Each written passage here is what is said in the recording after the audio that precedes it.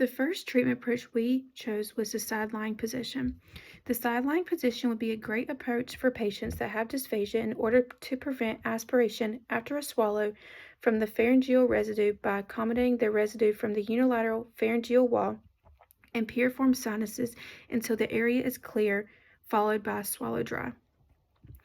The individuals that can be impacted by this approach are infants and adults who are having difficulties with their swallowing in an upright position. Infants that are fed in a side-lying position had a decrease in airway invasion compared to infants that are being fed in an upright and cradled position.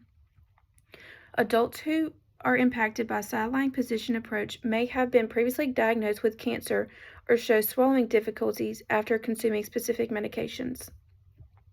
The directions on how to administer this approach on an adult includes positioning the bed in a flat position, raising the height of the bed, raising the side rail where the patient will be facing, roll the patient onto their side and lay a pillow on their back to prevent rolling onto their back, place another pillow between the patient's top arm and rib cage, and another pillow under their top knee, and ensure that either of the knees nor the ankles are laying right on top of one another.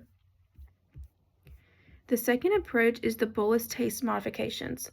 The bolus taste modification approach can be defined as changing out the flavors of what the patient is consuming to identify the differences in the swallow based on the taste of the bolus. This approach is considered compensatory due to the changes in the diet or flavors of the food that is being presented in therapy to see if it will improve the patient's swallow. The purpose of this approach is to introduce taste simulations to possibly improve the swallow physiology. It has been found that highly flavorful boluses have been linked to the benefits of the time and/or amplitude of the swallow, increasing safety and efficiency of the swallow movements. With this given approach, it can help individuals that are experiencing difficulties with oropharyngeal dysphagia and introduce modifications that can benefit their feeding experiences and make it more comfortable and an enjoyable event. Including a bolus taste modification approach can overall enhance the patient's stimulability in their swallow in a safe and healthy manner. The third treatment approach is the effortful swallow. Effortful swallowing is a rehabilitative technique because it is intended to improve the physiological aspects of swallowing for individuals with dysphagia. The effortful swallow maneuver involves the physiological structures of the oral cavity, throat, and esophagus. Effortful swallow is an appropriate treatment to improve swallowing functions and facilitate the flow and timing of the food or liquid that goes down the throat for a more safer and more efficient swallow.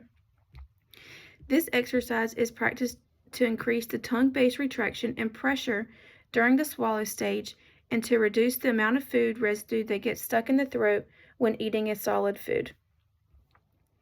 The instructions on how to swallow may vary slightly depending on the condition, but in general, it is safe for healthy and disordered individuals.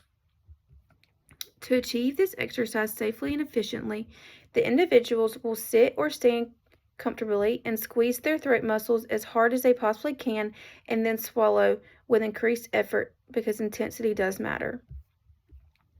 The lack of research on the pediatric population, according to the Suter and Goza textbook, most of the research on strengthening exercise, like effortful swallow exercises, was performed with the adult population.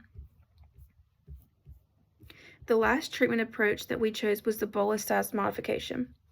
The bolus size modification is a compensatory strategy to alter food or fluid to make them safe and easier for the individuals with difficulty to swallow.